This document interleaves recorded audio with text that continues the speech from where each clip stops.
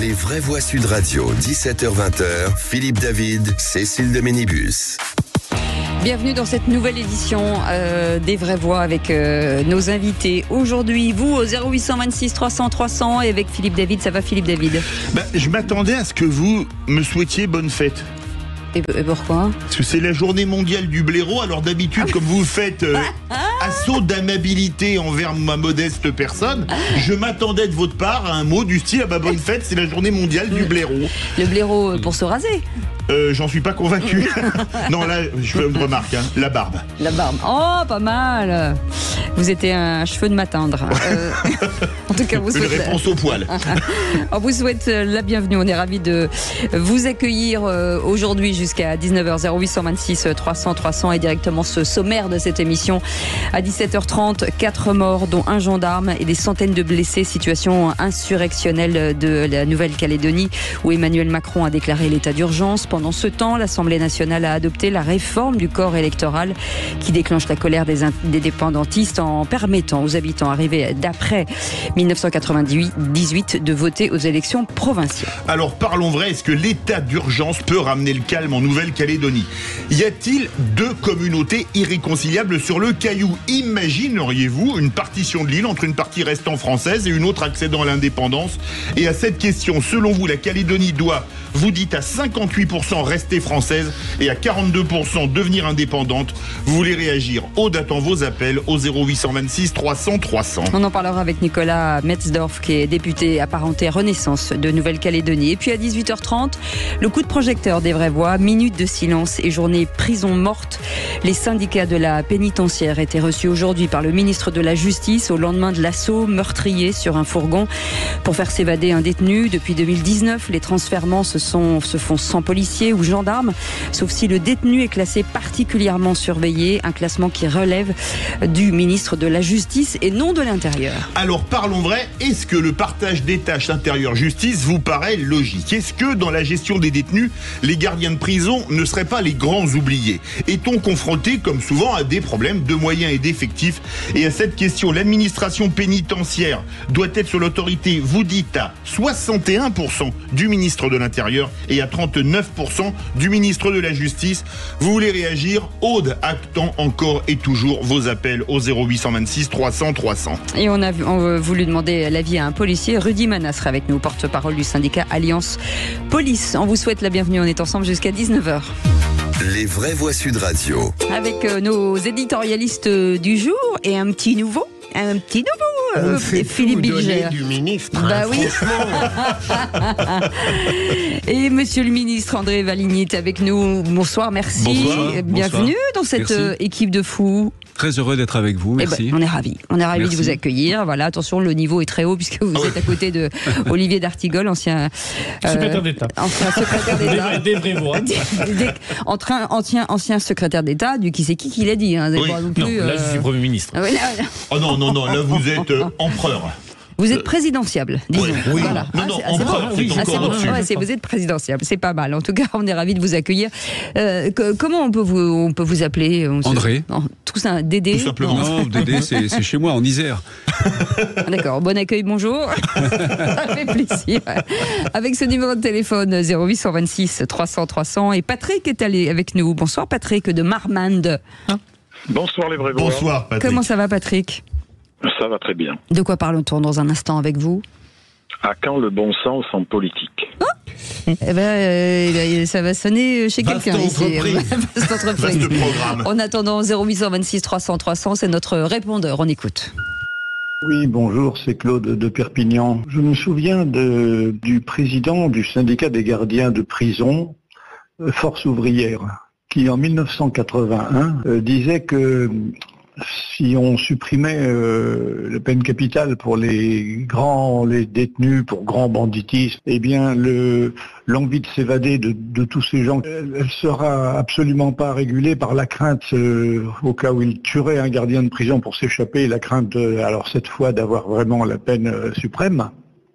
que cette disparition ferait que les gardiens de prison en paieraient le prix. Je crois que là c'est un cas, c'était pas encore un grand bandit, c'était un moyen bandit qui finalement a pris un commando de près quasi militaire pour tuer 3 personnes quasiment, et la 4e est en grand danger. Voilà, merci. Philippe Bilger. C'est étrange comme cet auditeur Claude de Perpignan remue des choses qui depuis hier soir m'agitent. Je continue à être hostile à la peine de mort sur le plan intellectuel, sur le plan moral, sur le plan humain. Mais je comprends qu'on se pose la question aujourd'hui, lorsqu'on voit avec quelle résolution criminelle ces gens ont abattu de sang-froid, ils le voulaient d'emblée, ces gardiens, ces surveillants pénitentiaires, on a le droit d'évoquer, même pour la récuser immédiatement, ce qu'aurait permis ou non la peine de mort. Olivier d'Artigol.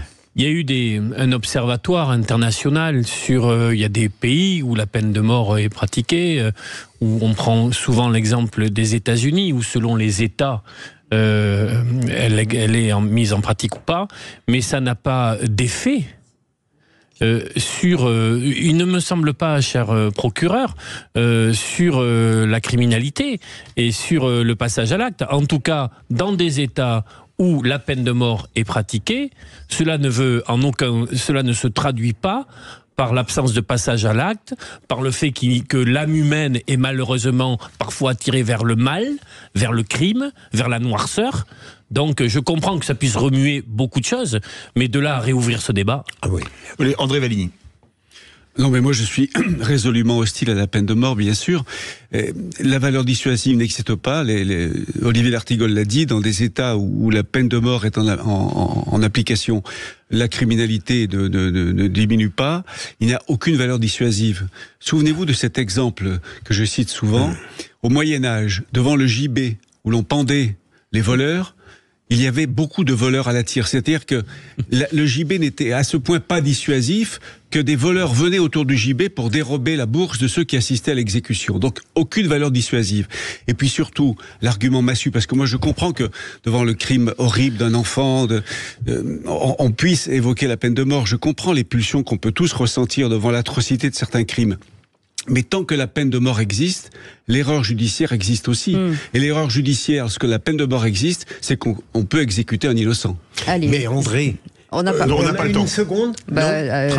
Donc, si je comprends bien, on a un ministre qui ne pourra jamais être contredit. Si, absolument. Mais invitez-le à dîner. Ça a été fait. La cuisine est excellente. Oui. Allez, et avec bonheur. Ah oui. Patrick de Marmande qui est avec nous. Patrick, sur ce bon sens des politiques. Oui, je suis en train de me dire que le bon sens, ça devient une chose compliquée en politique. Je prendrai l'exemple de la Baïa, par exemple. Notre Premier ministre a dit stop, et ça a été stop. Voilà, donc ça peut être vrai dans plusieurs domaines. Si je prends l'exemple... Pour qu'on comprenne bien, ça pour vous c'est du bon sens, c'est ça? C'est-à-dire que action-réaction. On a des règles. On a des règles, la laïcité. Donc, moi, j'envoie pas mon fils en habit de bure au collège. La Baïa, c'est non, point. Voilà. Alors qu'on a tergiversé pendant des années, et on a bien vu que sur une simple volonté politique, c'était terminé. Vrai sujet, Philippe Bilger. Est-ce que la première qualité d'un politique, c'est le courage ? Ah oui, mais il est inexistant aujourd'hui, c'est clair. C'est la première qualité, mais on la recherche désespérément. Mais notre auditeur a raison avec la réserve, à mon sens, que la Baïa a été acceptée parce que précisément, il n'est personne qui discutait l'obligation d'enlever la Baïa. Gabriel Attal a bien fait, mais ça a été facile sur la Baïa. C'est la jurisprudence Abaya, annonce et effectivité, traduction dans les actes, dès le surlendemain. Alors bien sûr, ça redore le blason de la politique, parce que c'est ce que nous attendons de la politique. non pas uniquement le discours, mais l'action. On a 14 secondes pour monsieur. On va donc en parler lors de cette émission.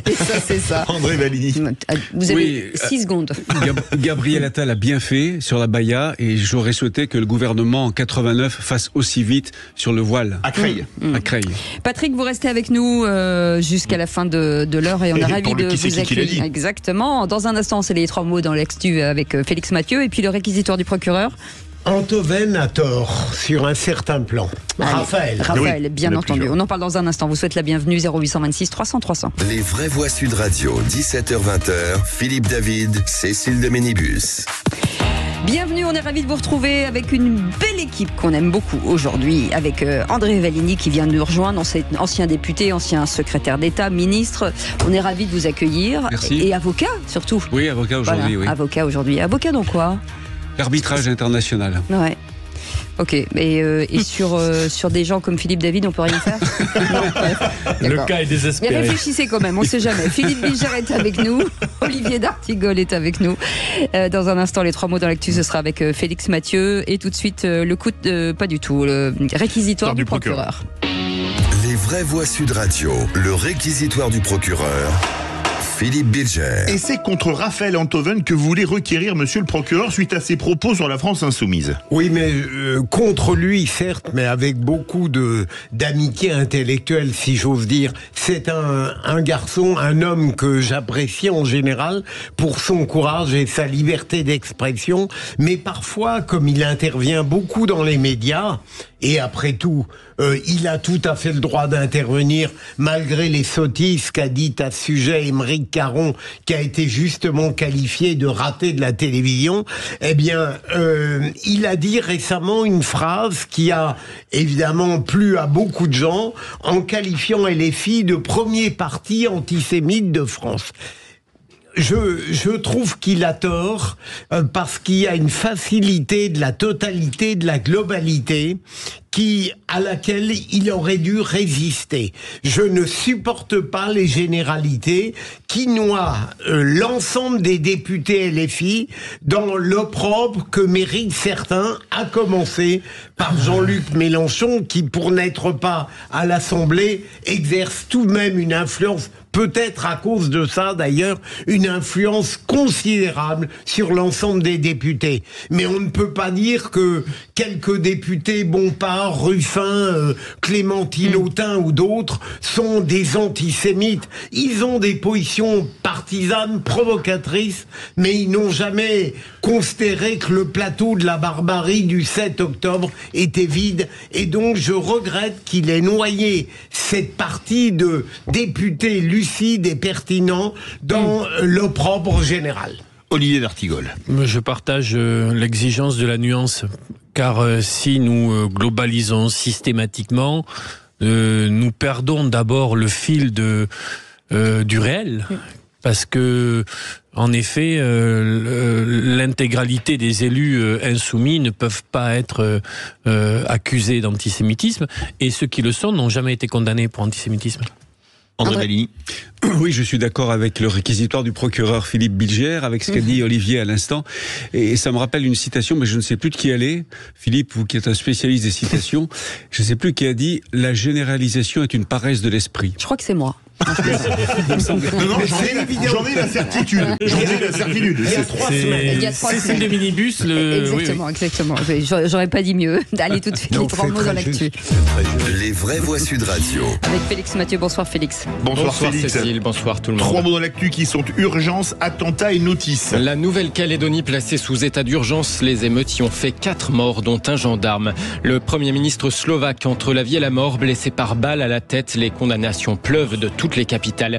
Et puis Interpol émet une notice rouge pour retrouver le fugitif après l'attaque mortelle d'un fourgon pénitentiaire dans l'Eure hier. Les vraies voix Sud Radio. 4 morts, dont un gendarme dans un climat insurrectionnel en Nouvelle-Calédonie. Cet après-midi, Emmanuel Macron a demandé l'instauration de l'état d'urgence dans l'archipel en proie aux émeutes sur fond de réforme constitutionnelle. Jérémy, rugbyman, vient de Polynésie française. Il est arrivé il y a un peu plus d'une semaine en Nouvelle-Calédonie pour un événement sportif et il n'a pas pu prendre de vol retour à cause des annulations. Avec ses coéquipiers, ils ont passé plusieurs nuits à monter la garde autour du centre où ils sont hébergés. Pour éviter que des gens rentrent et puis ou mettre le feu à l'hébergement. Donc on se relayait par binôme pour essayer de monter la garde. Des explosions toute la nuit, des incendies énormes. Là, on voyait de notre résidence des bâtiments comme des enseignes comme Decathlon, des choses comme ça qui brûlaient totalement. Donc vraiment impressionnant à voir. Et puis beaucoup de coups de feu. On a vu des gens armés qui tiraient, etc. Donc on a décidé de quitter le logement où on était, qui était dans un quartier un peu sensible. On nous parlait d'affrontements entre milices et manifestants. Donc on a fait le choix de partir dans la famille d'un ami qui est un peu plus haut dans la montagne et qui est un peu plus safe. Un témoignage recueilli par Alexandre Priam pour Sud Radio. L'état d'urgence doit permettre d'interdire les déplacements, les manifestations. Pendant ce temps, à Paris, l'Assemblée nationale a voté le dégel du corps électoral qui excluait les résidents récents depuis les accords de Nouméa. On va en reparler évidemment dans quelques minutes avec le député de Nouvelle-Calédonie, Nicolas Metzdorf. Et deuxième mot, attentat. Le Premier ministre slovaque se retrouve entre la vie et la mort. Un homme a tiré tout à l'heure sur Robert Fico après une réunion dans le centre du pays, la Slovaquie. Les gardes du corps du Premier ministre populiste l'ont très vite placé dans sa voiture. Après ce tir qui a provoqué une scène de cohue, hospitalisé, blessé à la tête, le pronostic vital du chef du gouvernement slovaque est engagé. Le chancelier allemand Olaf Scholz dénonce un lâche attentat, une attaque épouvantable, renchérit le président ukrainien Volodymyr Zelensky. La chef du gouvernement italien dit son choc, tout comme le chef de l'OTAN. Rien ne peut jamais justifier ni la violence ni de telles attaques, ajoute le président du Conseil européen Charles Michel. Le tireur aurait été interpellé par la police, selon les premières informations. Quand on voit les images, c'est assez impressionnant. Moi, ça m'a rappelé l'attentat contre Ronald Reagan en 1981. À côté, on voit la voiture, etc. On n'est pas dans un monde assez fou. On devient fou. Et objectivement, j'ai très peur. J'ai la plus grande compassion pour ce Premier ministre, mais j'ai peur pour les nôtres en général. Il y a des fous partout. Ouais. Les images sont en effet impressionnantes. Il n'y a plus de limite. Oui. Les images sont impressionnantes. Je ne sais pas si vous les avez vues. André Balini ? Je ne les ai pas vues encore. Après, c'est... avec le professionnalisme de ceux qui entourent le Premier ministre. Mais la sécurité, 100%, ça n'existe pas. Ça veut dire que plus personne, en tout cas plus ministre, voudra faire de bain de foule, entre guillemets. Ça veut dire que c'est la fin. En tout cas, ce sera tourné. Hier, c'était l'anniversaire de la mort d'Henri IV. Là aussi, il y a un problème de sécurité. Hein. Oui. Ah oui. Voilà, quelle bonne vanne. Allez. Non, mais en plus, c'était vrai. 14 mai 1610. Ouais, allez. Troisième mot, notice. Interpol émet une notice rouge pour le fugitif après l'attaque mortelle d'un convoi pénitentiaire hier. Oui, l'agence Interpol a diffusé une notice rouge pour localiser Mohamed Amra, le délinquant multirécidiviste qui s'est évadé lors de cette attaque mortelle du fourgon qu'il transportait. C'était hier dans l'Eure. Attaque qui a tué 2 agents et fait 3 blessés. Aujourd'hui, les surveillants de prison ont observé une minute de silence et fait une opération prison morte. Ils étaient reçus au ministère de la Justice par Éric Dupond-Moretti hier. On va en parler d'ailleurs avec un représentant des gardiens de prison dans le coup de projecteur des Vraies Voix à 18h40. Ce qui est dingue, c'est que effectivement, c'est sécurisé niveau 3 et finalement, quand on regarde le CV de cette personne, on se rend compte que finalement, il est beaucoup plus dangereux qu'on ne l'estimait, non ? Bien sûr. Et en même temps, Gérald Darmanin a raison de dire qu'il n'était pas au pic absolu de la gravité par rapport à son passé. Donc ça laisse encore des interprétations qui peuvent être équivoques sur les raisons du massacre. Olivier d'Artigol. Oui, c'est un processus de délinquance qui débute à 13 ans. 11 ans. 11 ans. Avec une première décision pénale à 15 ans. Avec 3 maisons d'arrêt, les Baumettes, la Santé et la dernière. Comme quoi la prison ne sert pas à grand-chose, peut-être. On le voit de nouveau sur ce profil, la nécessité, dès les premiers passages à l'acte, qu'il puisse y avoir une proposition mise en œuvre. Il faudra voir, judiciaire bien sûr, il faudra voir la manière dont ça s'est passé très précisément. André Balini. Oui, on peut parler effectivement du profil de ce délinquant, voire ce criminel. On peut aussi parler des transfèrements. Je ne sais pas si on va en parler tout à l'heure. Oui, bien sûr, on en parlera. J'ai des choses à dire là-dessus. On en parlera dans quelques instants. Et on va revenir juste avant sur cette nouvelle nuit d'émeute en Nouvelle-Calédonie qui a fait au moins 3 morts. Emmanuel Macron a déclaré cet après-midi l'état d'urgence dans l'archipel, Philippe. Oui, et parlons vrai. Est-ce que l'état d'urgence peut ramener le calme sur le caillou, comme on appelle l'île de Nouvelle-Calédonie? Y a-t-il 2 communautés irréconciliables en Nouvelle-Calédonie? Imagineriez-vous une partition de l'île entre une partie indépendante et une partie qui resterait française, selon les choix de la population? Et à cette question, selon vous, la Nouvelle-Calédonie doit rester française? Vous dites oui à 53% et devenir indépendante, vous le souhaitez à 47%. Vous voulez réagir? Aude attend vos appels au 0826 300 300. Et nous sommes en direct avec Nicolas Metzdorf, qui est député Renaissance de Nouvelle-Calédonie. Merci de nous accorder votre temps. Petite question avant la pause, est-ce que la Nouvelle-Calédonie est depuis finalement des années un territoire abandonné par la France? Non. On en parle dans un instant, on verra. À tout de suite. Sud Radio, 17h-20h, Philippe David, Cécile de Ménibus. Est-ce qu'on vous a prévenu qu'on avait un nouveau camarade de jeu dans C'est Vrai Voix? Voilà. Pour l'instant, on a été gentil avec lui. Il s'appelle André Villani. Il est le bienvenu. C'est Villani. Villani, c'était le mathématicien, vous savez. On nous a souvent quoi, je vous trouve brillant. Ah ben, c'est gentil. Voilà. Vous voyez, je suis nul en maths. Oui. D'accord. Donc vous faites partie d'une bonne fraction des vraies voix déjà. D'accord. En tout cas, on est ravis de vous accueillir avec Philippe Bilger et avec Olivier d'Artigol. Bien entendu, avec Philippe David, on est ensemble jusqu'à 19h. Et tout de suite, le grand débat du jour. Les vraies voix Sud Radio, le grand débat du jour. Des véhicules incendiés, des magasins pillés et des affrontements entre manifestants et forces de l'ordre. Vive scène de tension depuis 48 heures dans les rues de Nouméa. Des émeutes commises par des délinquants, il n'y a pas d'autre mot, parfois par des criminels, de ce que nous en constatons. Je constate qu'il y a eu 54 policiers et gendarmes blessés, dont certains gravement. Le gouvernement souhaite mettre fin à un texte qui interdit à toute personne arrivée après 1998 de voter. C'est pour le dégel, il faut que tout le monde puisse voter. Et on est français avant tout. Si le dégel passe, il éteindra en fait la lutte du peuple kanak.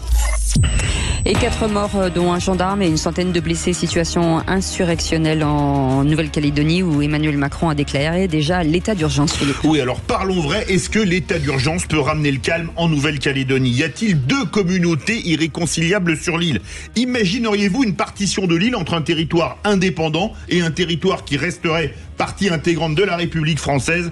Et à cette question, selon vous, la Nouvelle République doit, vous dites à 53% rester française et à 47% devenir indépendante.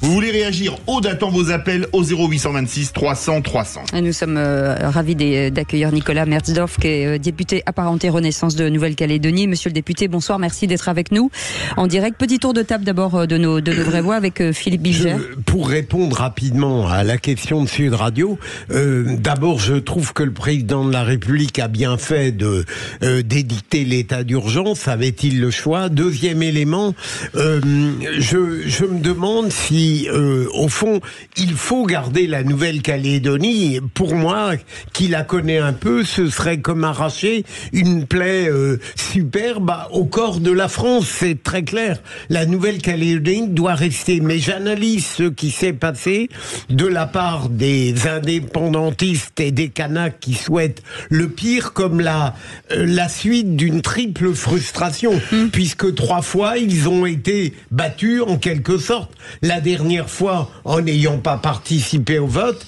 et le projet de révision qui a été voté hier a jeté évidemment du sel sur une triple frustration. Est-ce qu'il était nécessaire de le faire maintenant? Ça, j'attends avec impatience monsieur le député tout à l'heure. Olivier d'Artigol. Quel gâchis, parce que la question du corps électoral est un sujet sensible depuis près de 40 ans.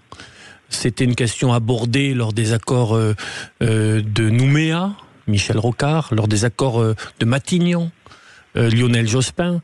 Et quand, au mois de mai, 3 anciens premiers ministres, Jean-Marc Ayrault, Manuel Valls et Édouard Philippe mettent en garde le gouvernement sur la méthode employée. Ils disent ne faites pas ça. Alors qu'il y avait possibilité de maintenir un processus politique de dialogue pour construire un consensus.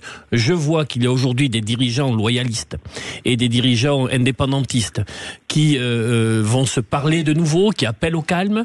Le gouvernement serait vraiment inspiré de reconsidérer les choses. André Valigny. Oui, moi je suis surpris par le résultat du sondage. Il n'y a que 53% absolument. Des auditeurs qui ont répondu qu'ils voulaient que la Calédonie reste française et 47% pour l'indépendance. Je suis vraiment surpris par ce résultat. C'est un sondage Twitter, c'est ceux qui sont sur Twitter. Donc d'accord. Moi je pense que l'état d'urgence va ramener le calme. Il est fait pour ça, l'état d'urgence, je l'espère en tout cas. Et ce qu'a dit Olivier D'Artigol est vrai. Les premiers ministres successifs se sont tous beaucoup engagés sur la Calédonie. Depuis Rocard jusqu'à Édouard Philippe, en passant par Manuel Valls. Depuis 2 ou 3 ans, le dossier calédonien n'est pas remonté jusqu'à Matignon. Je ne jette pas la pierre à Gérald Darmanin. Depuis le Cornu. Depuis le Cornu, il était aux Outre-mer. Bon, donc il y a un manque de considération de l'urgence de traiter ce dossier avec beaucoup de prudence, beaucoup de circonspection. Puis je pense effectivement, comme l'a dit Olivier, qu'il faut geler le processus de révision du corps électoral. Il faut remettre les choses à plat, remettre tout le monde autour de la table. Je suis heureux de voir que les leaders indépendantistes et nationalistes, qui veulent rester en France, dans la France, sont prêts à discuter à nouveau. Ce qui manque aujourd'hui, me semble-t-il, d'après ceux qui connaissent bien le dossier, c'est des leaders qui en imposent à leurs troupes. Il y avait Chibaou à l'époque et il y avait Lafleur. Aujourd'hui, on les cherche. Nicolas Metzdorf, vous êtes député apparenté Renaissance de Nouvelle-Calédonie. Est-ce qu'on se trompe si on dit qu'il y a peut-être 2 communautés irréconciliables là-bas ? Non, il y a plusieurs communautés en Nouvelle-Calédonie. Les Kanaks représentent 40% de la population, les Européens 25% de la population, les Wallisiens et Futuniens 12% de la population, et tout le reste ce sont des métis. Donc on voit que c'est beaucoup plus compliqué que blanc-noir. Ce qui est sûr, c'est que 95% des indépendantistes, par contre, sont Kanaks. Donc, est-ce qu'il y a une volonté de réconciliation entre les indépendantistes les plus radicaux et ceux qui veulent en Nouvelle-Calédonie construire un destin commun, c'est-à-dire qui veulent vivre ensemble dans une démocratie qui respecte le choix des Calédoniens d'avoir choisi la France et qui surtout permet aux Calédoniens nés en Nouvelle-Calédonie de pouvoir voter, parce que le projet de texte c'est quand même ça, c'est-à-dire qu'on a fait une telle concession aux indépendantistes qu'aujourd'hui on se retrouve avec des Calédoniens nés en Nouvelle-Calédonie interdits de voter parce que leurs parents sont arrivés de métropole après 1998. Donc l'idée c'était de redonner du droit de vote à des Calédoniens, à des métropolitains présents en Nouvelle-Calédonie depuis au moins 10 ans et à leurs enfants.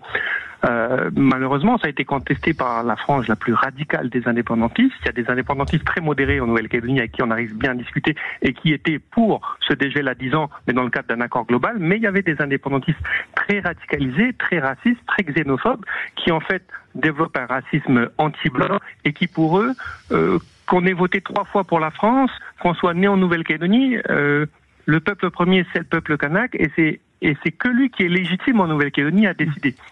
Et donc, ça a créé les tensions qu'on a connues ces derniers jours. Philippe Bilger veut réagir. Monsieur le député, pardon pour cette question, j'espère pas trop provocatrice. Hier, le hasard a fait que j'ai pu écouter dans une émission de Sud Radio la lecture d'une instruction du Premier ministre très ancien, Pierre Messmer, qui disait au sujet de la Nouvelle-Calédonie, il est essentiel qu'on envoie beaucoup de Français. En gros, je schématise, afin de noyer en quelque sorte la minorité kanak. Est-ce qu'il n'y a pas eu dans cette histoire, à tort ou à raison, la perception d'une volonté non pas d'éradication, mais d'effacement du peuple kanak? Personne aujourd'hui en Nouvelle-Calédonie, vous savez, on est en 2024. Personne en Calédonie aujourd'hui, chez les non-indépendantistes, conteste le fait colonial en Nouvelle-Calédonie et 1853, la prise de possession et la colonisation de peuplement de Pierre Messmer.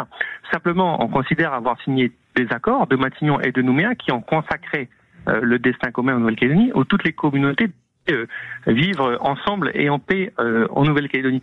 Donc, on peut pas à chaque fois se référer à la colonisation comme une rente politique pour justifier un projet ultra-nationaliste où finalement tous les gens qui ne seraient pas Kanaks ne seraient pas considérés comme des Calédoniens, quand bien même ils seraient nés en Nouvelle-Calédonie et seraient présents depuis plusieurs générations en Nouvelle-Calédonie. Moi, par exemple, j'ai la frange la plus radicale des indépendantistes qui me traite de colon. Je suis de la 6e génération, vous voyez ce que je veux dire. Mais donc, on est face à un vrai problème de société. Vous avez évoqué, monsieur le député, la nécessité d'un accord global dans lequel le corps électoral pourrait être reconsidéré. Je vois que des indépendantistes font un pas vers l'intégration des natifs, mais est-ce que vous ne trouvez pas qu'il y a eu des paroles ô combien malheureuses et qui ont pu être aussi incendiaires, en tout cas créant une grande frustration, quand il y a la remise en cause de la légitimité du Congrès et du gouvernement de Nouvelle-Calédonie ? Mais pourquoi il y a une remise en cause aujourd'hui de la représentativité du Congrès de la Nouvelle-Calédonie? Parce que les accords de Nouméa ont favorisé les indépendantistes minoritaires. C'est-à-dire que les 2 provinces indépendantistes sont surreprésentées au Congrès de la Nouvelle-Calédonie. Le Congrès, c'est un peu le parlement des 3 provinces, qui rassemble les 3 provinces. Et donc les provinces indépendantistes ont plus d'élus par population que la province non indépendantiste du Sud. Donc c'est une concession qui avait été faite aux indépendantistes, comme le gel du corps électoral. Je rappelle aussi une autre concession qui avait été faite aux indépendantistes, c'était que un seul référendum suffisait pour devenir indépendant, tandis que les français devaient gagner 3 fois.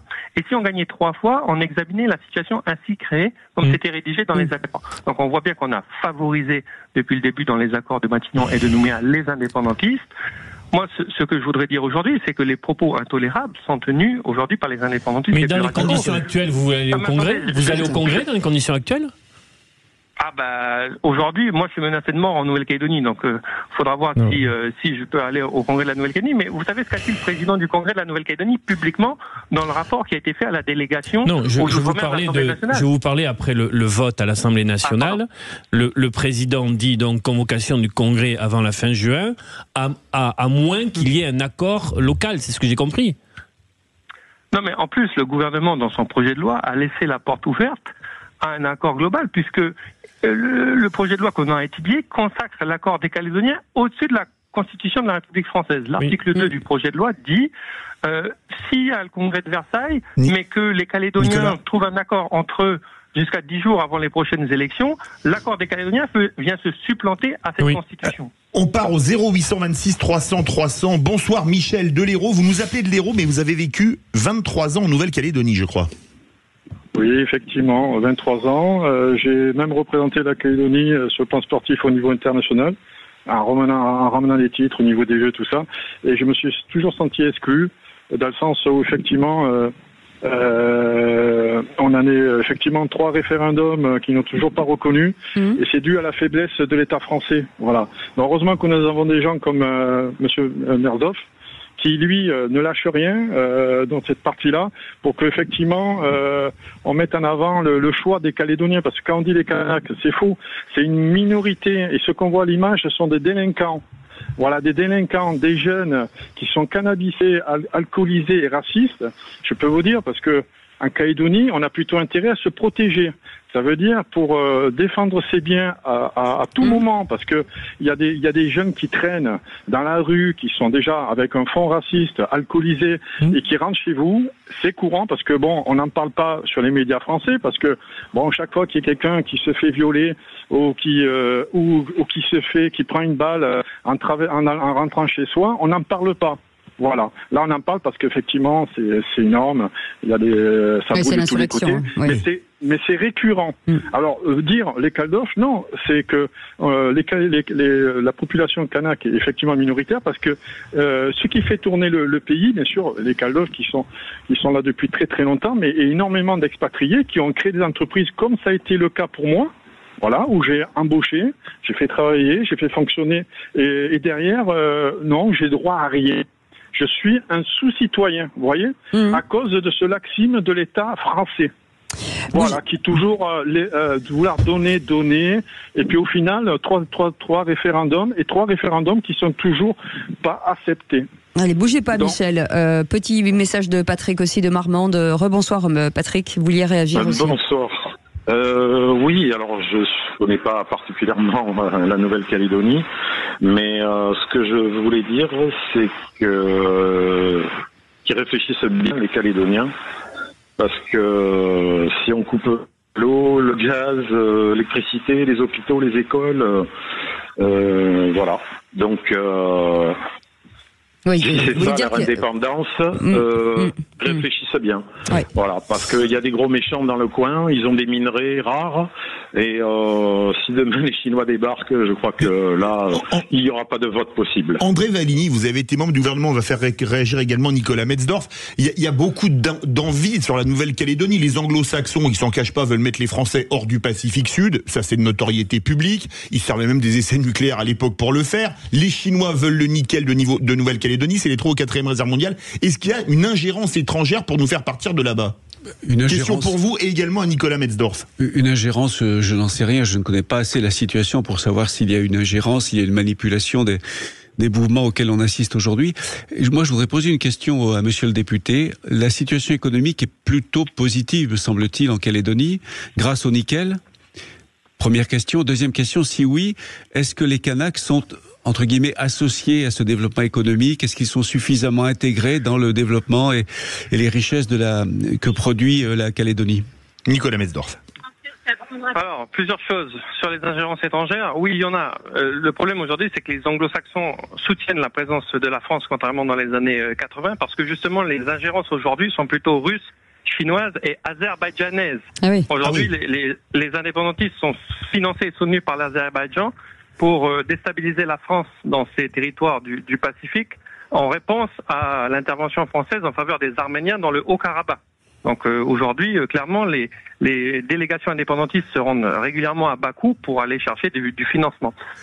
Sur le nickel, non, la situation n'est pas bonne, puisque aujourd'hui, nous sommes concurrencés par un nickel chinois beaucoup plus compétitif, et nos 3 usines de classe mondiale que nous avions montées ces dernières années sont aujourd'hui en dehors des coûts de production moyens au niveau international. Et donc aujourd'hui, nous sommes dans une grave crise du nickel qui rajoute une crise économique et sociale à la crise politique et institutionnelle.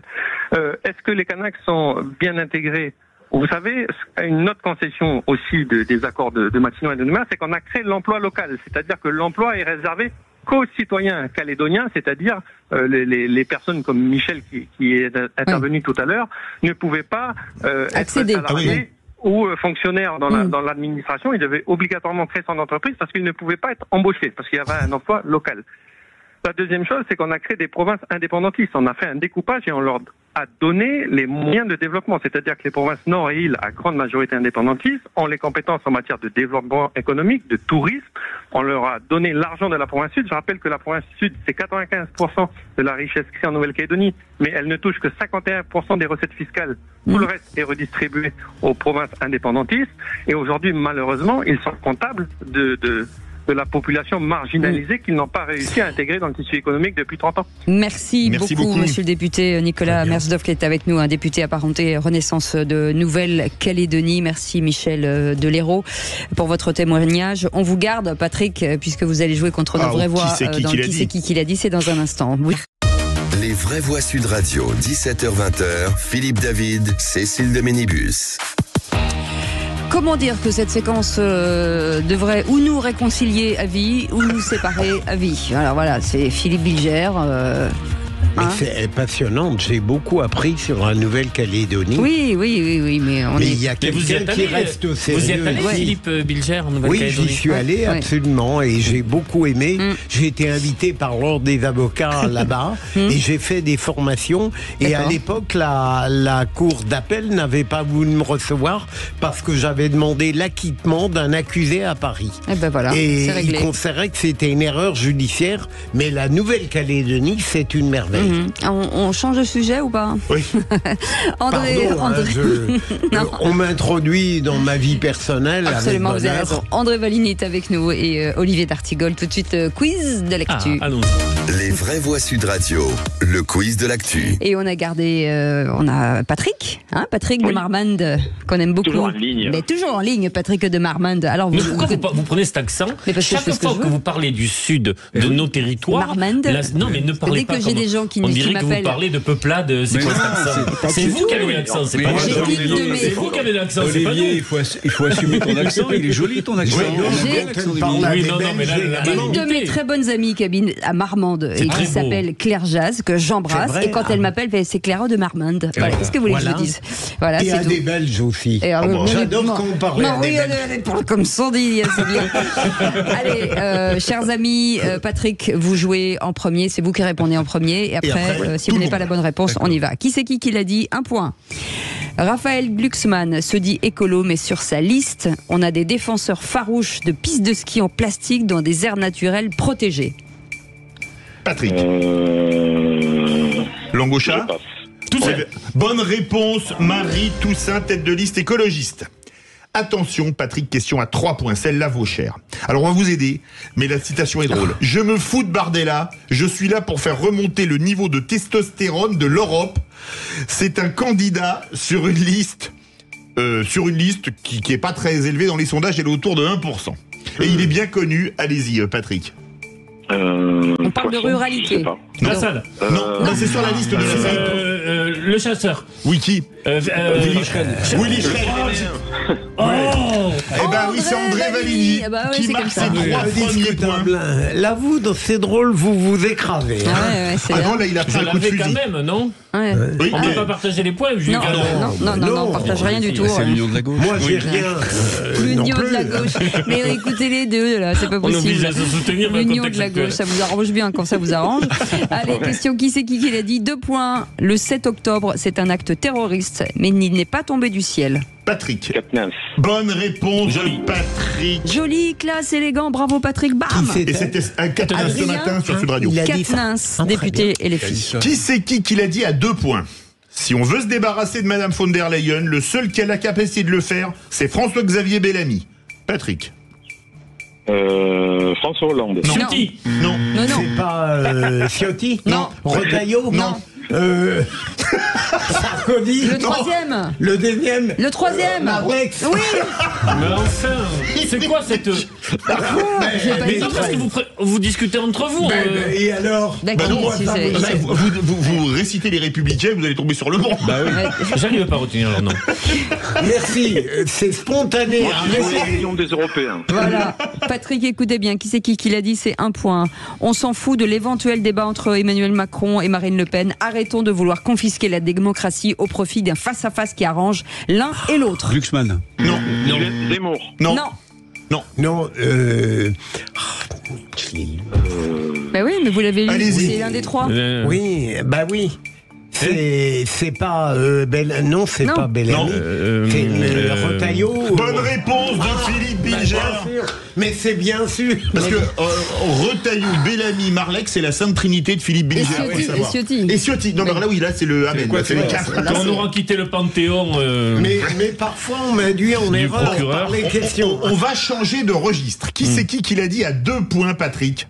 Et c'est une actrice. Les rendez-vous professionnels nocturnes dans les chambres d'hôtel des messieurs tout-puissants ne font plus partie du vortex canois. Ouais. Patrick.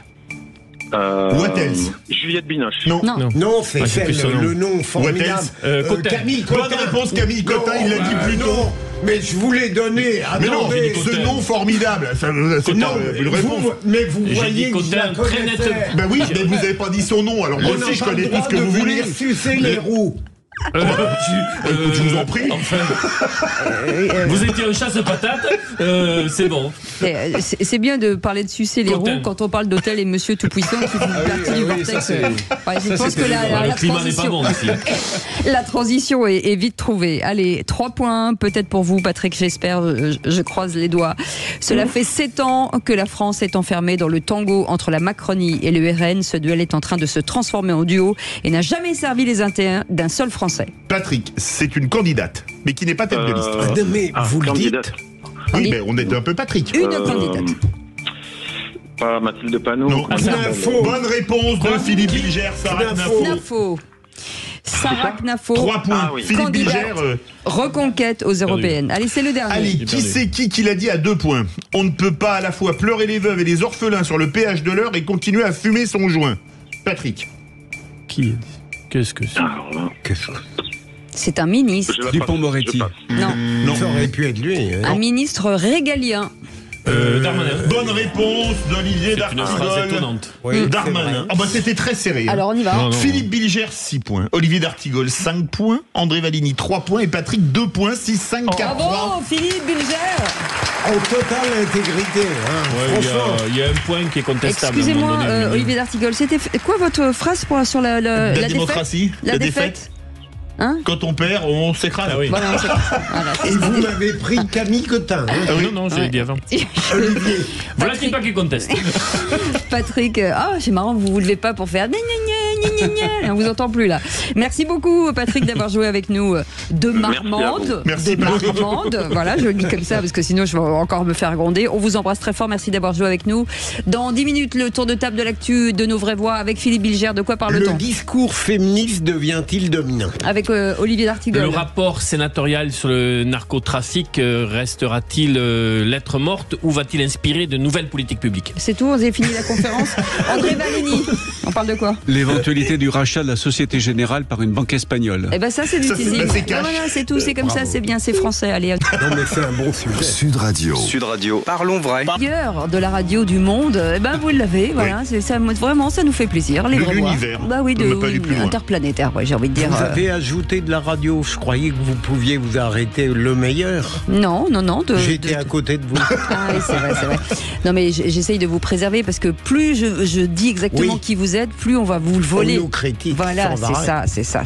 Donc j'essaye de faire attention, de mesurer. Vous êtes l'impartialité même. Bien sûr, je suis d'une perfection incroyable. André Valigny est avec nous et on est ravis de l'accueillir. Ça va? Vous êtes content? Ça se passe bien? L'ambiance est très sympa. Voilà, vous préférez Philippe ou moi? C'est important de le dire. Ça dépend sur quels critères. Très bonne vanne. Avec Olivier D'Artigol, merci d'être là.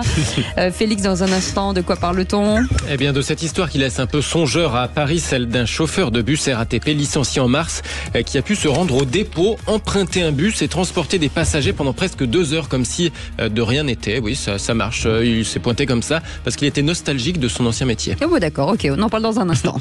La France est encore sous le choc du massacre des personnels de l'administration pénitentiaire au péage d'Incarville par des truands pour libérer un autre truand. Mais au-delà de la mort de 2 fonctionnaires et des blessures de 3 autres, se pose la question du cheminement criminel du principal protagoniste qui a eu 30 ans au mois de mars. Je ne citerai pas son nom pour ne pas lui faire de pub. En effet, on a appris que l'intéressé avait été interpellé 19 fois, vous avez bien entendu, alors qu'il avait entre 11 et 14 ans pour des cambriolages et des violences. 19 affaires, dont toutes ont été classées sans suite, donc sans poursuite. Comment expliquer à un voyou qu'il y a une autorité de l'État et une empathie du même État pour les victimes quand 100% des affaires, pour des faits aussi graves que des cambriolages et des violences, et le moins qu'on puisse dire de manière répétée, n'ont encouru aucune sanction. Une absence de sanction qui a des conséquences dramatiques, la montée en puissance des voyous qui, sachant pouvoir agir en toute impunité, vont toujours plus loin dans le crime et la violence. De petites frappes, le fugitif d'hier est devenu gros truand, avec plusieurs morts à la clé, puisque, outre les 2 personnels pénitentiaires, il est soupçonné d'avoir commandité un assassinat depuis sa cellule. Je prends les paris que les tueurs qui l'ont fait s'évader ont exactement les mêmes profils et qu'ils n'hésiteront pas à tirer à nouveau au fusil d'assaut sur des membres des forces de l'ordre ou des témoins gênants. Le cheminement criminel de ce truand a eu pour complice nos lois laxistes et la lâcheté de notre classe politique sur les sanctions des mineurs délinquants. Il est temps de changer de logiciel dans ce domaine et vite, très vite. Philippe Bilger. Vous auriez fait, mon cher Philippe, un très bon avocat général, finalement. Là, la seule réserve, c'est que vous savez que jusqu'à 13 ans, il n'y a rien. On ne peut rien faire. Mais il faut peut-être changer la loi. Oui, absolument. Mais et de 13 à 14, on aurait pu déjà signaler, sanctionner. vous avez raison. Olivier D'Artigol. Ensuite, pardon, Olivier, peut-être la trajectoire implacable que vous dressez entre le début et ce qui s'est passé, peut-être peut-elle être discutée, mais Dans le débat qu'on a amorcé au cours des dernières semaines sur la justice des mineurs, nous sommes en effet en échec sur notre capacité à interrompre dès le début un processus de délinquance. C'est pointé, diagnostiqué. Ce que je veux dire, c'est que là, il y a une première décision pénale à 15 ans. Je n'ai pas l'information aujourd'hui pour dire qu'il ne s'est rien passé avant cette première décision pénale le concernant. ce n'est pas parce qu'il y a un classement sans suite qu'il n'y a pas eu des mesures prises. Et on ne m'enlèvera pas l'idée, je sais que je suis très contesté là-dessus, qu'on doit reconsidérer l'accompagnement des très jeunes. Lorsqu'il y a un premier acte qui pose problème, il faut davantage d'adultes. C'est le proverbe africain, il faut tout un village pour éduquer un enfant. André Valigny, l'avocat. L'avocat trouve que la cause est difficile à défendre, parce que moi aussi je m'interroge comme Olivier sur le fait de savoir si vraiment il n'y a eu aucune sanction, même éducative. 19 classés sans suite. Oui, des classements sans suite, au plan pénal, mais au plan éducatif. Il n'a pas été placé dans un foyer, il n'a pas été, les parents n'ont pas été convoqués par la justice, il n'y a pas eu de rappel à la loi. Enfin, je ne sais pas. Ça me paraît tellement énorme qu'il n'y ait rien eu pendant 3 ou 4 ans, alors qu'il commettait 11 à 14 ans. Enfin, un cambriolage avec violence et tout, ça vaut quand même une petite peine de prison. Hein, non, je pense qu'il faut vraiment éloigner les adolescents comme ça en crise de délinquance. Il faut les éloigner de leur famille souvent et de leur milieu, de leur quartier. Il y a des structures qui existent, il faut les multiplier. Allez, vous avez la parole avec Félix Mathieu. Et Félix, vous nous emmenez en maxibus. Et c'est Minibus qui le dit. Un ancien chauffeur RATP, figurez-vous, a emprunté un bus comme si de rien n'était pendant presque 2 heures. L'homme âgé d'une 40aine d'années avait été licencié en mars et pourtant, la semaine dernière, il est parvenu à entrer en uniforme au dépôt de bus et là, comme si de rien n'était, il a pu prendre le volant et réaliser un service ordinaire sur la ligne 46 à Paris en transportant des passagers. Ça a duré quasiment 2 heures et puis tout simplement il a ramené le bus au dépôt. Il a essayé de recommencer le lendemain et là ça n'a pas marché. Cette fois quand même l'alerte avait été donnée, il a été arrêté. Pour en parler, nous sommes avec Ahmed Berhal de la CGT RATP. Bonsoir. Oui, bonsoir. Et merci d'être avec nous dans Les Vraies Voix sur Sud Radio. Pour vous, ça pose vraiment une question de sécurité, cette histoire. On imagine qu'il ne suffit pas de se pointer comme ça avec juste un uniforme pour pouvoir prendre un bus, tout de même. Oui, voilà, la question c'est comment il a fait pour prendre un bus. Il est venu en uniforme à RATP, il est rentré, il y a une porte, il y a un portique. On a bien d'une carte, mais cette carte-là, lui, la RATP lui avait retiré le fait qu'il a été licencié, mais il est rentré avec des collègues dans le dépôt, c'est-à-dire qu'il a pu accéder au bus. Quand il est monté dans son bus, justement, il y a une deuxième sécurité, c'est que savoir que les bus RATP, ils sont suivis par ciel, c'est un genre de GPS où c'est comme ça que les voyageurs peuvent savoir s'il y a un bus qui arrive dans 2 ou 3 minutes. Oui. À ce moment-là, quand on voit un bus sortir d'un dépôt et prendre des voyageurs, la régulation aurait dû comprendre qu'il y avait un bus qui avait rien à faire ici. Parce qu'il y a comme une plaque d'immatriculation qui apparaît sur l'ordinateur, et ce bus-là, pendant 2h30, il a pu prendre des voyageurs en toute tranquillité, sans que la régulation, elle, ne déclenche une alarme pour dire on nous a quasiment volé un bus, que fait-il avec un bus avec des voyageurs sur ligne? Et ça n'a pas été fait. Lorsqu'il est arrivé, il a dit que son métier lui manquait. C'est ça, sans doute, qui a dû toucher un petit peu ses collègues.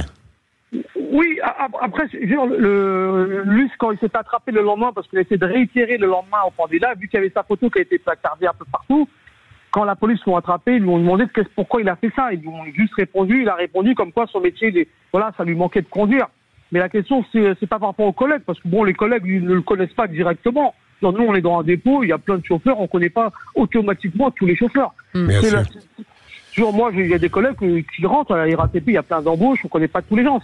Comment se fait-il qu'il a pu rouler pendant 2h30 c'est fou, parce qu'en matière de sécurité, à 2 mois des JO, c'est... Là, on nous a dit par rapport aux JO, il faut que tout le monde ait des QR codes, il faut s'enregistrer sur des fichiers. En fin de compte, pourquoi s'inscrire sur des fichiers quand on peut prendre un bus et sortir avec? J'espère aussi que ça ne va pas susciter des vocations, que dans l'aérien, par exemple, un pilote ne va pas revenir, ou dans un hôpital, un chirurgien. Heureusement que le machiniste c'était comme quelqu'un de bon, un peu correct. Là, il a pris un bus, il voulait se faire un kiff, conduire avec des gens. Mais si on va dans l'extrême, heureusement qu'il n'a pas pris le bus, il va voir avec dans la scène. Je veux dire, voilà. Si on peut aussi dans les extrêmes, bien sûr, vous avez raison. Quelque chose avec un bus, ça pèse comme 10 à 12 tonnes. On prend des voyageurs, les voyageurs, quand ils prennent la ticket, le chauffeur, c'est un vrai chauffeur. C'est pas un chauffeur qui a été licencié. Et quand on se fait licencier de la RATP, c'est qu'il y a bien une raison. On ne se fait pas licencier parce qu'on est arrivé en retard ou on l'a mis en arrêt de maladie. C'est qu'il y a des raisons valables pour être licencié de la RATP. Merci en tout cas de votre témoignage, Ahmed Berral, syndicaliste CGT RATP, bien entendu. Heureusement qu'il y a des conducteurs qui ont... RATP, pour lui, ça voulait dire reviens à ta passion. Oh là, c'est bon ça. C'est très fin. Ouh là, malheureux. Ouais, mais dès qu'on met un peu d'intellect, évidemment, ça réagit pas. Si ça descendait en dessous de la ceinture, comme pendant les pubs, là, ça rirait. Je me suis envie de pleurer. Merci beaucoup, Félix Mathieu. On fait une petite pause, on revient dans un instant, à tout de suite. Sud Radio, votre... Les vraies voix Sud Radio, 17h-20h, Philippe David, Cécile de Ménibus. Bienvenue dans les vraies voix, on sort jusqu'à 19h avec nos invités du jour, pas du tout nos invités, nos éditorialistes, puisqu'on parlait chiffon, hein, je vous le dis. Voilà. Et André Valigny nous disait qu'il avait beaucoup de chaussures. Non, je plaisante. J'aime bien les chaussures, c'est vrai. Ouais. C'est marrant, hein. Oui. Vous aimez bien les chaussures? Oui, j'aime beaucoup les Pourquoi? chaussures. Parce que j'aime bien les chaussures élégantes, j'aime bien les marques de chaussures. Chez moi, on fabrique des paraboutes. Oui, une marque très tendance, paraboute. Ah oui. Et vous avez jamais vu Philippe Bilger en escarpin? Non, jamais. Non. Ah, moi j'ai eu cette chance. Philippe. Y aurait-il comme des dossiers? Oui. Vous avez des photos? Oui. Balancez. Philippe Bilger, qui est en costume, hein, je n'ai pas vu ses pieds. Olivier d'Artigol. Je suis pas en survêt, hein. Oui. Vous savez, les gens pensent qu'à la radio, finalement, on ne s'habille que le haut et il ne se passe rien en bas, puisqu'on n'a pas eu le temps de s'habiller. Je vous assure que je tiens quand même à vous rappeler que, rappelez-vous quand même du confinement, du nombre de gens qui ont fait des réunions sans être habillés en bas et qui se sont pas souvenus au moment où ils se sont levés, hein, et André Berkoff. Je dis ça, je dis rien. Et je vous ai manqué, vous, Cécile. Oui, absolument. Parce que vous avez eu, à un moment donné, ce geste par mégarde. Oui, tout à fait. C'est fou. Quel regret. Allez, tout de suite, le tour de table de l'actu des vraies voix. Pas de panique, nous sommes des professionnels. C'est tout à fait vrai. Ah bon? Vous causez de quoi? De tout. Politique, spectacle, sport. Il me demande mon avis sur l'actualité et je lui donne. Le tour de table de l'actualité. Et le premier tour de table, c'est Philippe Bilger voulait parler du discours de la maîtresse de cérémonie de la cérémonie d'ouverture, Camille Cotin à Cannes. Pas seulement, je sais qu'on m'a volé Camille Cotin tout à l'heure, mais non, c'est elle qui s'est je l'aime beaucoup, c'est une grande actrice et après tout, l'avoir choisie pour présenter le festival de Cannes, c'est une bonne idée. Mais je commence un petit peu à être lassé, tout en approuvant bien sûr le mouvement MeToo dans son principe, par le discours féministe dominant. Première journée à Cannes, il n'y a que des femmes sur les marches. Camille Cotin, pourtant une femme intelligente et inventive, nous sort ce qu'on attendait. Le patriarcat, on va pas aller dans les chambres, tout a changé. On voit les réactions de ses collègues qui continuent le même discours. Et je finis vite. En fait, j'ai peur que le discours féministe dominant remplace le discours masculiniste dominant hier et qu'au fond, on soit dans une espèce de redite permanente. J'attends avec impatience que, au fond, il y ait de l'invention dans l'égalité entre les hommes et les femmes. Olivier La Artigol. cérémonie d'ouverture de Cannes et l'animer, la mettre en musique, je vais dire, puisqu'elle a y compris fait ça à un moment donné, c'est très délicat, c'est un exercice très casse-gueule. Et je trouve qu'elle s'en est admirablement bien sortie. J'avais adoré Valérie Lemercier. Oui. Cher Philippe, nous avons toujours du retard concernant le MeToo cinéma.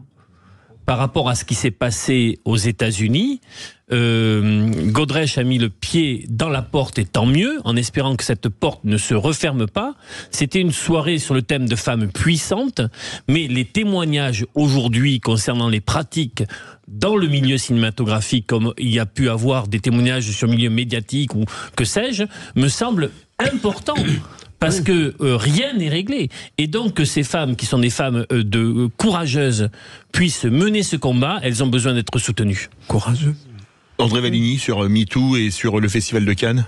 Moi, je pense que ce qui s'est passé hier soir était de bonne aloi. J'aime beaucoup l'intelligence de Camille Cotin. J'aime beaucoup la chanteuse Zoé de Sagazan, qui a animé aussi sur le plan musical la soirée. Meryl Streep est une femme extraordinaire, d'intelligence, de talent, de beauté. Et je pense, pour rebondir sur ce qu'a dit Olivier, que les femmes, notamment dans le cinéma, partent de tellement loin, il y a tellement de retard à rattraper, que Philippe Bilger, il faut sans doute en passer par là. Il faut que le féminisme, notamment dans le cinéma, mais pas seulement dans le cinéma, rattrape le retard qu'on a accumulé. Sûrement, André, mais il y a une chose, bon, c'est parfaitement utopique. Moi, j'aurais préféré que, tout simplement, parfois on rend hommage à des femmes qui, à 20, 30, 40 ans, n'ont pas fait tout un plat, que des hommes ont voulu agresser, qui leur ont collé une gifle, et ce sont des héroïnes qui n'avaient pas besoin de MeToo. Et c'est tellement évident.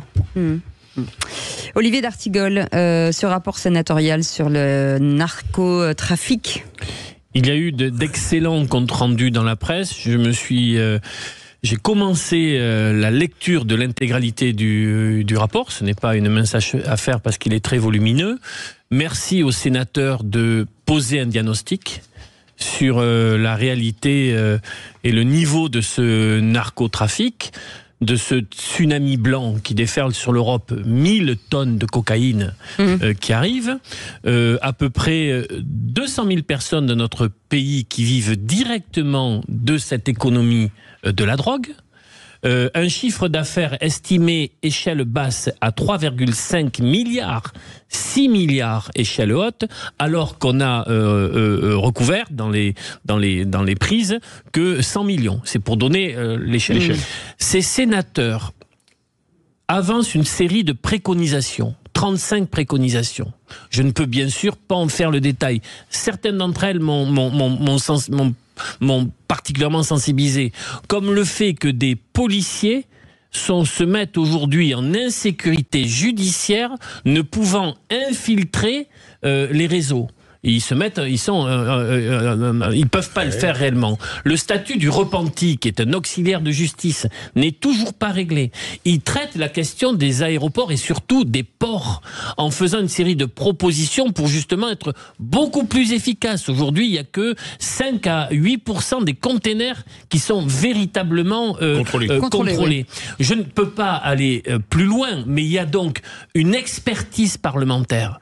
Le Parlement, ça n'est pas uniquement la zadisation par certains insoumis à l'Assemblée nationale, c'est du travail, c'est de l'expertise, c'est de l'élaboration de la loi. Et en l'occurrence, c'est un rapport d'une grande qualité. Philippe Bilger, André Valigny, brièvement. C'est très bien, Olivier, vous le rendez passionnant, ce rapport, il l'est certainement. Vous avez parlé de la cocaïne, c'est la drogue dominante ? Alors, ce n'est pas...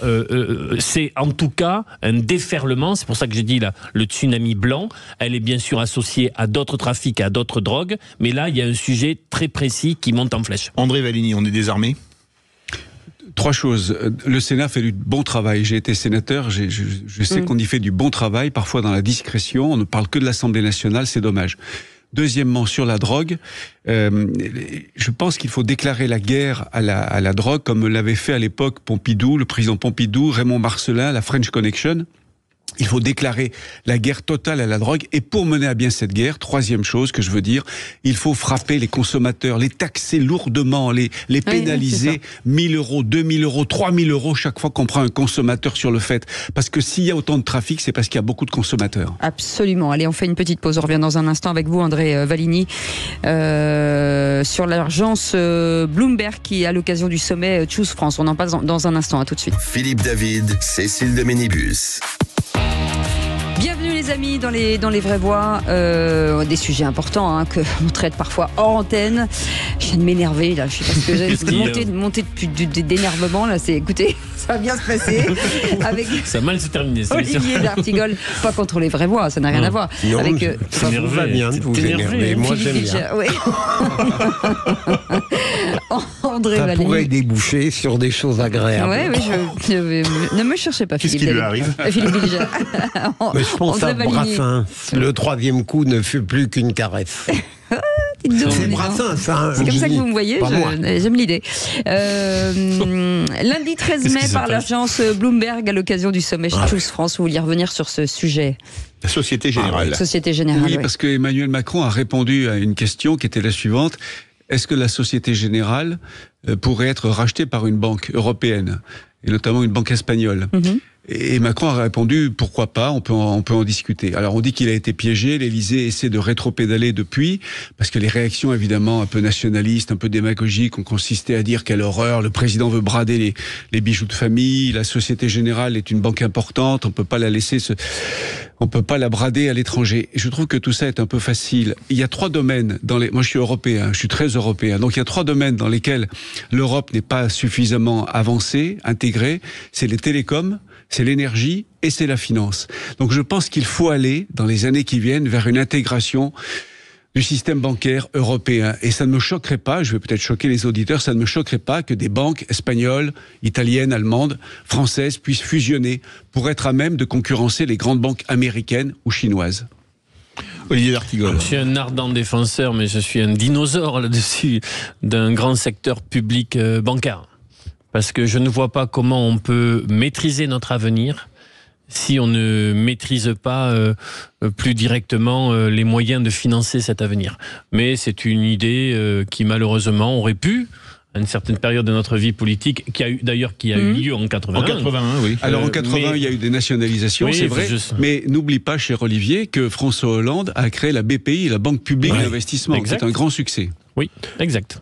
Philippe Bilger. Non, André, donc l'idée émise par le président n'était pas du tout choquante. Non. À mon avis, non. Mais parfois, quand c'est racheté par des entreprises non européennes, ça pose question. Ah non, mais là, on parlait de banques européennes qui pourraient fusionner entre elles. Oui.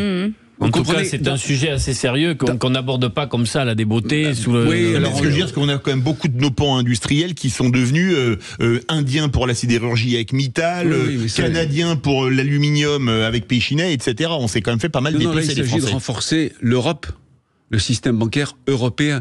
Comprenez, moi je fais partie de ceux qui pensent que face aux défis climatiques, terroristes, commerciaux, seule une Europe plus puissante, plus intégrée sera à même de lutter contre l'hégémonisme économique américain, l'agressivité commerciale chinoise, voire l'agressivité militaire russe. C'est pour ça que je suis européen. Est-ce que ça veut dire qu'on perd le lead sur ce qui est français et la souveraineté française, même si c'est la finance, de se dire des banques doivent rester françaises parce que elles vont partir en Europe et on aura de maîtrise de rien?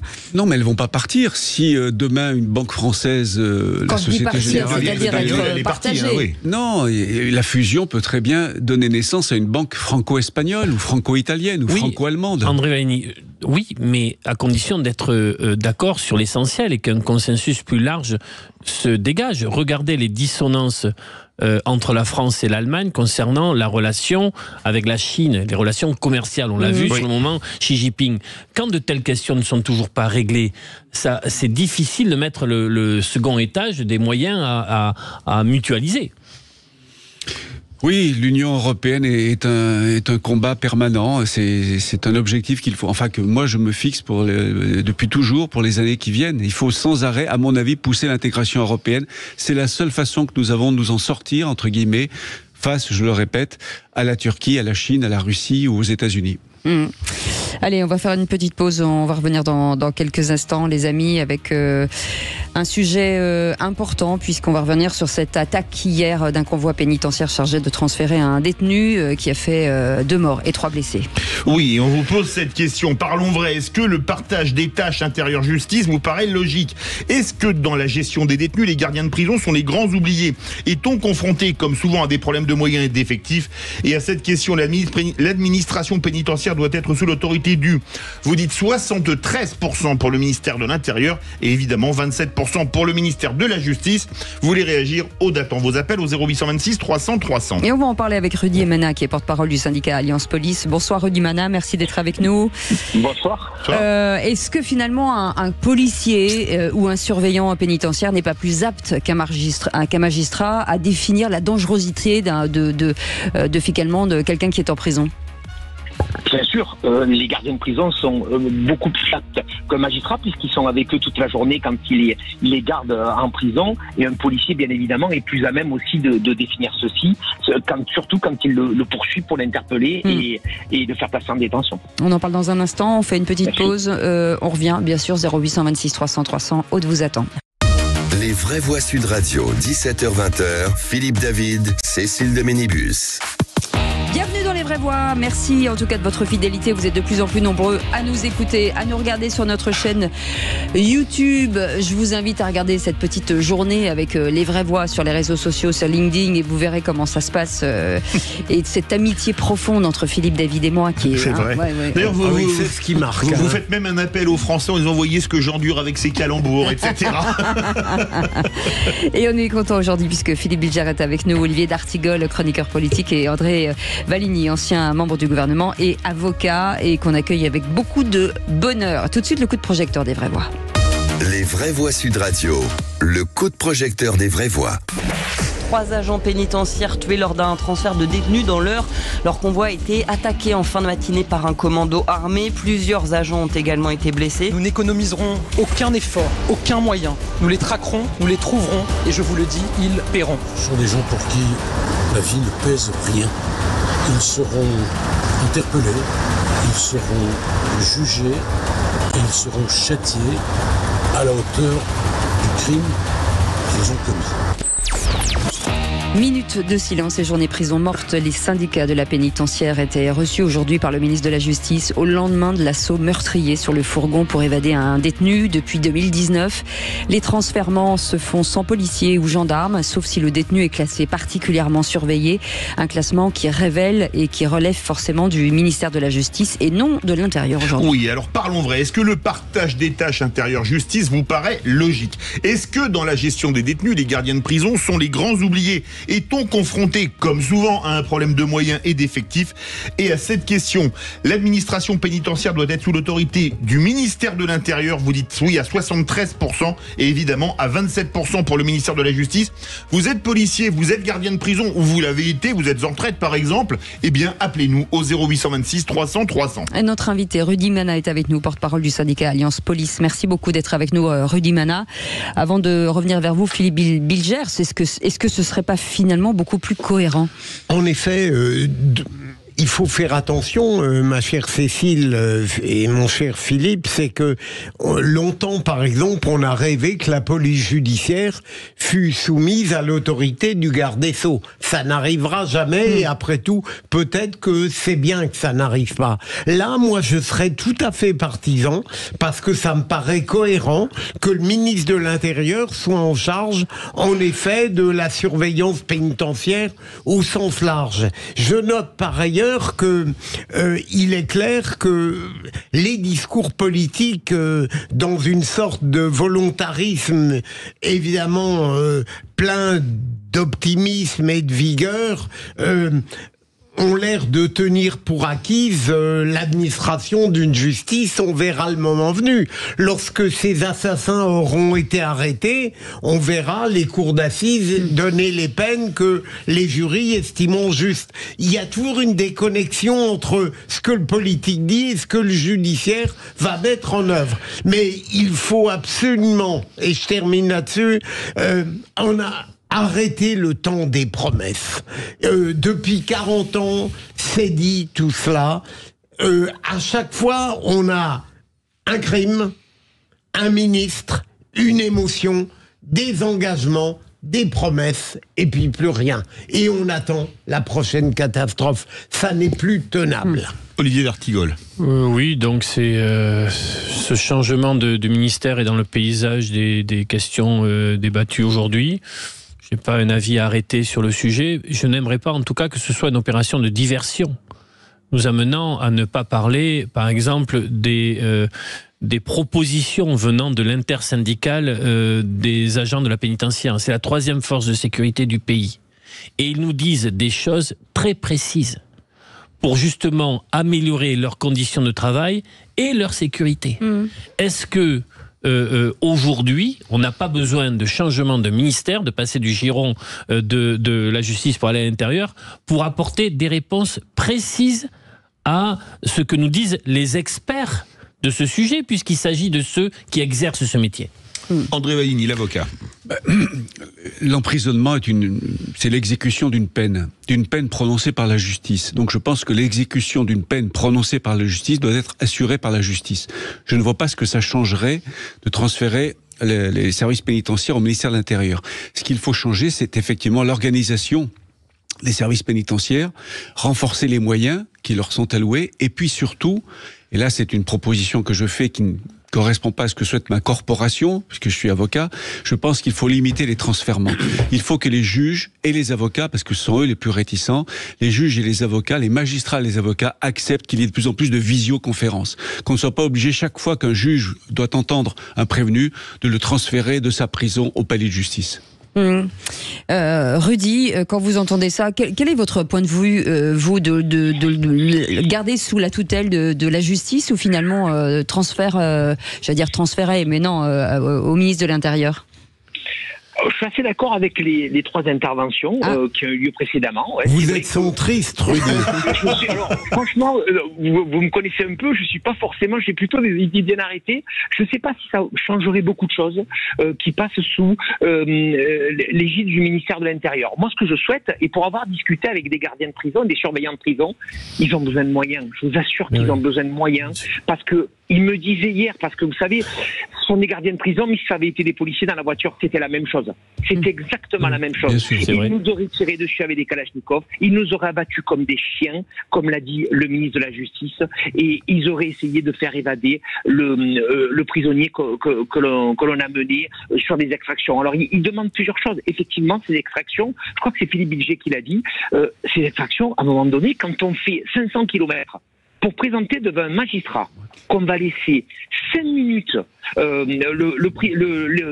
l'incarcérer devant lui, et on va refaire 500 km tout simplement parce que le magistrat veut le voir, pour lui faire signer un document, c'est insupportable. Là, il faut arrêter ce genre de choses. On est en 2024, on est dans le monde, dans un monde qui a évolué. Pourquoi ne le ferait-on pas en visio? Ça pourrait se faire de manière très très bien, et ça éviterait un danger, et ça éviterait surtout des déplacements d'agents, des déplacements inutiles, et surtout coûteux, et les surveillants pénitentiaires ont autre chose aussi à faire que faire des déplacements parfois de 1000 km, et même les policiers. Et en matière de sécurité aussi, pour les... Exactement. Mais j'ai eu un copain du RAID ce matin pour les DPS, je lui demandais exactement comment il faisait. Mais en fait, il réquisitionnait 6 ou 7 agents du RAID, et en plus, ils prennent des motards. Donc vous avez entre 7 et 9 policiers qui sont réquisitionnés parfois pour faire 200, 300, 400 km, pour l'amener à un magistrat qui va garder 5 minutes l'individu, et vous allez faire ça en sens inverse. Ça, c'est complètement fou. C'est d'une simplicité absolue à faire. Il faut être pragmatique. Il faut juste être pragmatique. Et puis après, pour les prisons, on sait très bien qu'il y a une surpopulation carcérale, et ça, croyez-moi, les surveillants pénitentiaires en souffrent horriblement. Horriblement, il faut se dire les choses. Donc là aussi, on doit exécuter les promesses qu'on nous a fait en 2017 avec ces fameuses places de prison, et il y en a toujours à peine, il y en a difficilement 3000. Donc tout ça, c'est des choses que demandent ces surveillants pénitentiaires. Mais vous savez, on est tous touchés par ce qui est arrivé hier. Je vous le dis parce que j'ai parlé à beaucoup de policiers aujourd'hui, et ils se sont tous dit, mais en fait, ça aurait pu être nous, quoi. Parce qu'on en a fait tellement aussi des extractions. On en a fait tellement dans notre carrière. Alors effectivement, depuis 2019, ça fait partie des missions qu'on a données à la pénitentiaire, parce qu'on a tellement d'autres choses à faire aussi, les policiers, et on se trouvait parfois tellement démunis pour des missions, pour des violences conjugales ou pour des interventions extrêmement urgentes où on n'avait plus de patrouille parce qu'on faisait des extractions judiciaires, qu'on a pu donner cette mission aux surveillants pénitentiaires. Mais c'est pas pour les mettre en difficulté, c'est parce qu'aujourd'hui, on n'avait plus les moyens, nous aussi, de le faire, et on se rend compte avec ce qui s'est passé hier, avec l'exécution qui s'est passée hier avec ce commando, que ces missions, quand on peut les éviter, il faut les éviter. Rudy Mana, Philippe Bilger veut vous interpeller, mais vous avez donné à Philippe Bilger des propos d'André Valigny. Rendrons à André Valigny ce qui était André Valigny. J'allais le dire bien volontiers. Rudy, vous savez que nous avons un ancien ministre ici, et il ne s'agit pas de le priver de sa rationalité. Mais plus sérieusement, il faudra de toute manière faire le départ entre les transfèrements inutiles et les transfèrements obligatoires. On ne peut pas tout faire par visio. Mais puis-je vous poser une question, Rudy, un petit peu personnelle? Est-ce que aujourd'hui, vous parvenez à garder la fierté de votre métier, et vous pouvez parler des autres métiers régaliens, alors qu'en réalité, les risques sont de plus en plus considérables?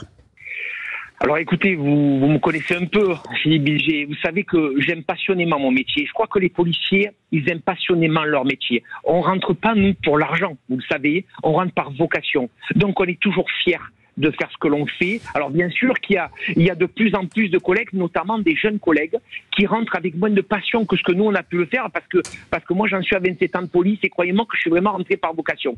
Donc aujourd'hui on a cette fierté, et vous savez pourquoi on a cette fierté? Parce qu'on est des gardiens de la paix. Et nous, on aime ce terme. On aime garantir la paix de nos concitoyens. On aime apporter la paix à nos concitoyens. Et on aime aider les gens. Parce que quand on est policier, on aime les gens et on aime aider les gens. C'est ça notre passion et notre devoir. Bien sûr qu'on est marqué. Bien sûr qu'on est parfois écœuré. Bien sûr qu'on est parfois touché au plus profond de notre âme et de notre cœur, parce qu'on voit que ça fonctionne pas, on voit que ça tourne pas, et on voit surtout que parfois on travaille de manière totalement inutile. Bien sûr, mais si on le fait pas nous, vous savez Philippe, on est la dernière des républicaines. Maintenant, tout le monde en est convaincu.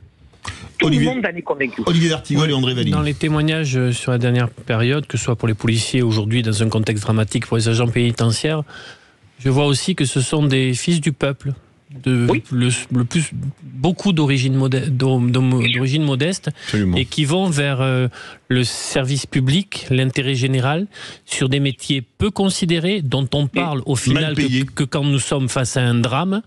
Et est-ce que enfin, on ne pourrait pas, sur ces métiers-là, se dire que véritablement, on les considère pour de vrai. Ce qui est, avec bien sûr une résonance financière, c'est excessivement mal payé, mais pas uniquement.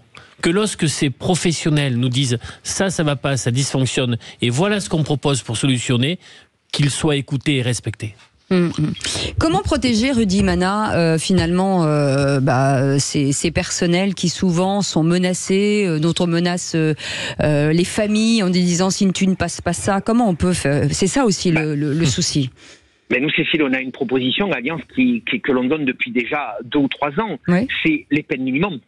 Je crois qu'aujourd'hui, et je ne parle pas que des policiers, je parle aussi des gardiens de prison, je parle aussi des gendarmes, des infirmiers, des professeurs, des douaniers, de toutes ces fonctions régaliennes de l'État. Vous touchez à un cheveu d'un policier, d'un douanier, d'un prof ou d'une infirmière, vous allez en prison.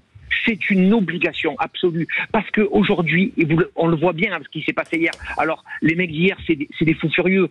C'est des mecs qui sont prêts à tout. Donc, eux, peut-être ça ne marchera pas. Mais quand on voit tous les jours ce qu'on subit, les insultes, les menaces, comme vous dites, nos familles sont menacées. C'est inenvisageable. Et je vous assure que ça nous touche quand on voit qu'un collègue a subi des violences et qu'on voit l'individu qui ne va même pas une journée en prison.